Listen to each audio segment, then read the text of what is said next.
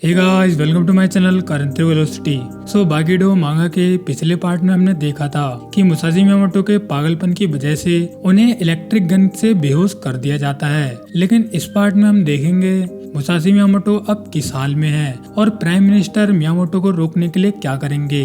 क्या एक armoured force Miyamoto को रोक पाएगी या फिर नहीं, ये तो हमें इस पार्ट में ही पता चलेगा। सो वीडियो पसंद आए तो लाइक कर देना और मूड बन जाए तो चैनल को सब्सक्राइब तो कर ही देना। सो बाकीडो मांगा का पार्ट 31 शुरू होता है। आप अपने सामने एक टेजर गन को देख रहे हैं। ये एक नॉन लीथल स्टन टाइप की गन है। इस गन में प्रेशर की जगह एक 20 फीट की केबल का यूज किया जाता है। इस गन से निकली हुई केबल का पॉइंट 2 इंच के कपड़े के बाहर हो सकता है, जिससे 50,000 वोल्ट का करंट डिलीवर किया जाता है। इस गन का उपयोग डेंजरस लोगों को रोकने के लिए किया जाता है। लेकिन आज के दिन कैप्टन उत्सुमी के पास आप एक स्पेशल टेजर गन को देख सकते हैं। इसकी केबल 32 फीट दूर तक जा सकती है, लेकिन इस टेजर गन से निकलने वाले करंट का इम्पैक्ट 5 लाख वोल्ट का होता है, जबकि नॉर्मल टेजर गन से 50,000 वोल्ट का एक करंट निकलता है। इसी वजह से 5 लाख वोल्ट का करंट लगने की वजह से मुसाशी मियामोटो के शरीर की हड्डियां भी दिखने लगी हैं। फिर इसके बाद हम देखते हैं 5 लाख वोल्ट का लगातार करंट लगने की वजह से मियामोटो वहीं पर बेहोश होकर जमीन पर गिर जाते हैं। मगर फिर भी कैप्टन उत्सुमी गन से निकलने वाले करंट को नहीं रोकते। लेकिन बाकी के पुलिस वाले कैप्टन से कहते हैं, सर रुक जाइए, अगर आप अभी नहीं रुके तो शायद वो मर जाएगा। सर रुकिए, हमें एम्बुलेंस को बुलाना चाहिए। देखो, उसके शरीर से जलने की बदबू भी आ रही है, कोई इसकी पल्स को चेक करो। खैर यहाँ पर सभी पुलिस वाले जब मियामोटो को ध्यान से देख रहे होते हैं, तब बेहोशी की हालत में मियामोटो कहते हैं, सो तुम्हारा नाम आइवामा उत्सुमी है, मुझे तुम्हारा नाम याद रहेगा। सो इसके बाद होता यह है, सटाक से मियामोटो अपने पैरों पर खड़े होकर कहते हैं, क्या तुमने मुझे कोई जहर दिया था या फिर तुमने कोई जादू किया था? ये पहली बार है जब मैंने कोई ऐसी चीज को एक्सपीरियंस किया है। हाँ, याद आया, ये उस एरो की तरह है जिसमें पॉइजन लगा था और मैं तुरंत ही पैरालाइज हो गया था। लेकिन उत्सुमी, तुमने मेरे अगेंस्ट ये जादू यूज करके गलत किया।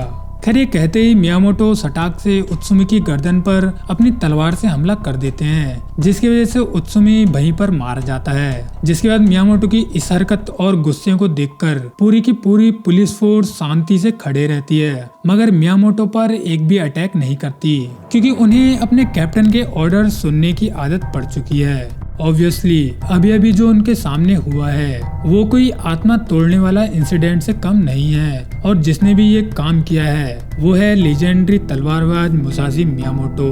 खुले हुए सफेद चांद को देखकर कहते हैं, ओह आज की रात कितनी सुंदर है। तुम्हें पता है, जब भी आसमान में चांद इतना साफ दिखाई देता है तब तक मुझे और भी ज्यादा काटने का मन करता है। ओह एक आर्मी जिसने अपने लीडर को खो दिया, उसे हम एक आर्मी नहीं कह सकते। सो इसके बाद मियामोटो सुपर स्पीड में एक पुलिस वाले के पास पहुंच जाते हैं, जिसने मिलिट्री ग्रेड की एक शील्ड अपने हाथों में पकड़ रखी होती है। जिस शील्ड को मियामोटो अपनी तलवार से काफी सारे टुकड़ों में काट देते हैं, जैसे कि वो किसी पनीर के टुकड़े टुकड़े कर रहे हों। जिस पर मियामोटो यहाँ पर कहते हैं, अब ये लड़ाई खत्म हो चुकी है, और सुनो, बाद में मरे हुए लोगों को ले जाना और जल्दी से मेरे रास्ते से हट जाओ। खैर ये सुनते ही सभी पुलिस वाले डर के मारे यहाँ से भागने लगते हैं और मियामोटो यहाँ से आगे बढ़ने लगते हैं। सो इसके बाद हम पहुँचते हैं प्राइम मिनिस्टर के घरेलू ऑफिस में, जहाँ पर मेट्रोपॉलिटन पुलिस के एसपी जनरल उत्सुमी सोनजू पहुँच गए होते हैं, जो कि मियामोटो के द्वारा काटी गई शील्ड को पीएम को दिखाते हुए कहते हैं, यह है एक शील्ड जिसे दंगा पुलिस के लिए एक मजबूत मटेरियल से बनाई गई है। इस शील्ड को मुसाशी मियामोटो ने ही काटा है, एक तलवार की मदद से, जिस आदमी के बारे में हमने आपको पहले भी रिपोर्ट किया था। साथ में हमारे 2 लोग भी मारे गए हैं। खैर इस तरह से कटी हुई शील्ड को देखकर प्राइम मिनिस्टर हैरान हो जाते हैं, क्योंकि इस शील्ड को मियामोटो के द्वारा किसी पनीर की तरह काट दिया गया। लेकिन यहाँ पर मियामोटो का नाम सुनते ही प्राइम मिनिस्टर को एक बात याद आने लगती है, क्योंकि ये वही वाले प्राइम मिनिस्टर हैं जिन्होंने टोकुगावा को एक इंसान के क्लोन बनाने की परमिशन दी थी। इसीलिए यहाँ पर प्राइम मिनिस्टर को बिलीव ही नहीं हो रहा कि मुसाशी मियामोटो का क्लोन अब बन चुका है, जिसकी वजह से प्राइम मिनिस्टर के पसीने भी छूटने लगते हैं। जिसके बाद होता ये है, प्राइम मिनिस्टर रेड पुलिस और आर्म फोर्स को बेहतरीन मिलिट्री ग्रेड हथियारों आर्मर्स को यूज करने की परमिशन दे देते हैं और उनके द्वारा यहाँ पर ये भी कहा जाता है कि किसी को पता नहीं लगना चाहिए कि मुसाशी मियामोटो जापान के लीजेंडरी तलवारबाज हैं और पुराने जमाने के एक हीरो हैं। हाईएस्ट अथॉरिटी की परमिशन के बाद पुलिस की असली पावर को यूज किया जा रहा है। स्ट्रॉन्गेस्ट आर्मर कार जिसे एंटी टेरर पर्पस के लिए बनाया गया है। इस समय तक पुलिस के पास सभी के सभी इक्विपमेंट मिलिट्री ग्रेड के हैं। Special tactical assault team start असली बुलेट्स के साथ मियामोटो को पकड़ने के लिए तैयार है। इसके बाद हम देखते हैं प्राइम मिनिस्टर टोकुगावा के घर पर पहुंच जाते हैं मियामोटो के बारे में बात करने के लिए। प्राइम मिनिस्टर टोकुगावा से यहाँ पर कहते हैं, मिस्टर टोकुगावा, आपका आदमी हमारे हाथों से बाहर निकल चुका है और तो और वो एक ह्यूमन क्लोन है मुसाशी मियामोटो का। अगर दुनिया को इसके बारे में कुछ भी पता चला तो हमारे दुनिया के दोस्त हमें छोड़कर चले जाएंगे। जानवरों की क्लोनिंग के बारे में तो हम पहले से ही जानते हैं, मगर इंसानों का क्लोन बनाना ह्यूमन राइट्स को तोड़ता है। इससे हमारे देश की व्यवस्था भी बिगड़ सकती है। जिस पर टोकुगावा यहाँ पर कहते हैं, ठीक है, मैं समझ गया। क्या तुम मियामोटो को मार सकते हो? जिस पर प्राइम मिनिस्टर यहाँ पर कहता है, हमारे 2 आदमी पहले से ही मर चुके हैं, उनसे तो बात करने में ही बहुत ज्यादा खतरा है। वो लीजेंडरी स्वॉर्ड्समैन है, जो भी उनके पास जाता है वो उसे वहीं पर काट देते हैं। मैंने उन्हें रोकने के लिए स्पेशल फायर आर्म्स और बुलेट्स को यूज करने का ऑर्डर दे दिया है। जिस पर टोकुगावा यहाँ पर कहते हैं, लाशों की चट्टान बन जाएगी, नहीं, पूरा लाशों का पहाड़ बन जाएगा। आप उन्हें इस तरीके से बिल्कुल भी नहीं रोक सकते। इसके बाद हम देखते हैं हेलीकॉप्टर्स, पुलिस, आर्मी और आर्मर्ड कार के जरिए मुसाशी मियामोटो को चारों ओर से घेर लिया जाता है। जिस पर मियामोटो यहाँ पर कहते हैं, ये चीज कितनी आवाज करती है, क्या ये कोई पतंग है? और ये लोग बिना चैलेंज किए यहाँ पर फिर से आ गए। जिसके बाद होता यह है, सुपर स्पीड में मियामोटो कार्स की ओर जाने लगते हैं और वहीं उन कार्स के बीच में छुप जाते हैं। पुलिस वालों को यहाँ पर सिर्फ मियामोटो के डिसअपियर होते हुए ही महसूस हो रहे होते हैं। यहाँ पर कैप्टन शिमामोटो सभी से कहते हैं कि मियामोटो शायद कार्स के पीछे छुपे होंगे, उन्हें ढूंढो, वो कहाँ हैं? अगर वो दिखे तो उन्हें गोली मार दो। लेकिन तभी एक पुलिस वाले को कैप्टन शिमामोटो के पीछे कोई इंसान छुपा हुआ दिखने लगता है। जिस पर वो कहता है, कैप्टन, आपके पीछे वो क्या चीज है? जिसे सुनकर कैप्टन शिमामोटो की फटके 4 हो जाती है। उन्हें अपनी गर्दन घुमाने में भी डर लग रहा होता है। खैर, जैसे ही कैप्टन शिमामोटो अपनी गर्दन को पीछे घुमाते हैं तब मियामोटो उससे कहते हैं, तो वो तुम ही हो जो मुझे मारना चाहता है।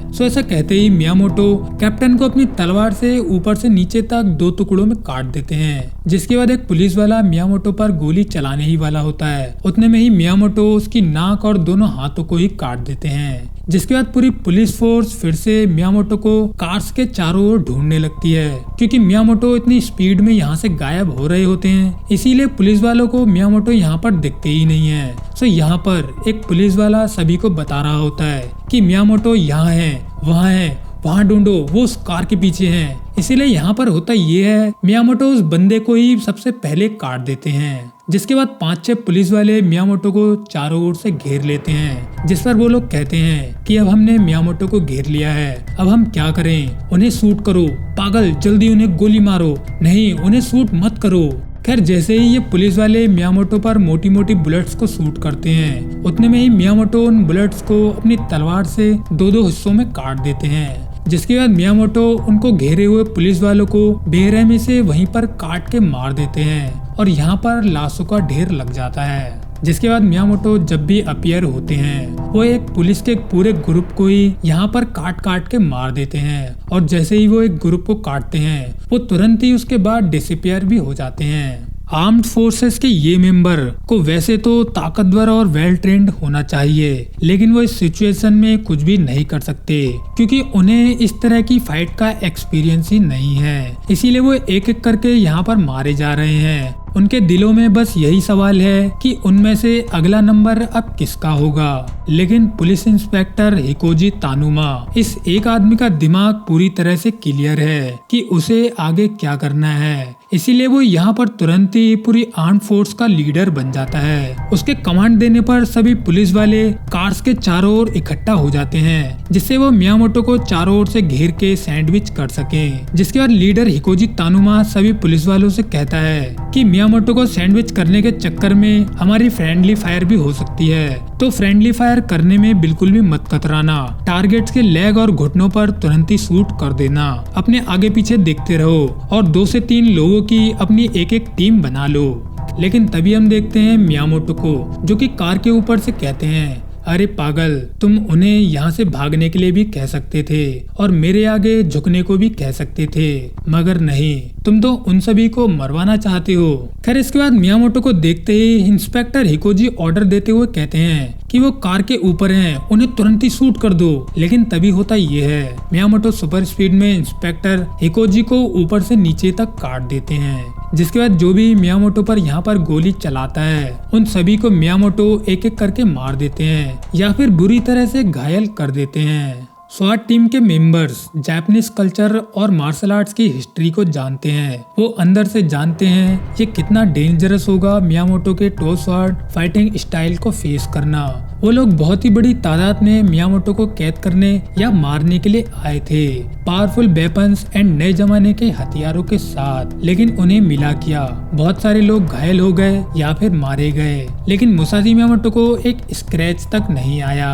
इससे भी ज्यादा मुसाशी मियामोटो निचिरियो ग्रैंड मास्टर है। स्वाट मेंबर्स को जापानीज कॉम्बैट्स में ट्रेंड किया गया है, सो इसीलिए उन्हें पता होना चाहिए कि ये सिचुएशन कितनी ज्यादा खतरनाक है। उनके सामने जो आदमी है कोई आम आदमी नहीं है, वो है लेजेंडरी तलवारबाज मुसाशी मियामोटो, जिस मुसाशी मियामोटो की पेंटिंग्स वो अपने बचपन में देखते हुए आए हैं। खैर सभी के सभी पुलिस वाले मियामोटो को हैरानी से देख रहे होते हैं। तभी मियामोटो यहाँ पर कहते हैं, हिलने की कोशिश भी मत करना, अगर हिले तो कटे हुए सर को देखकर मत डरना।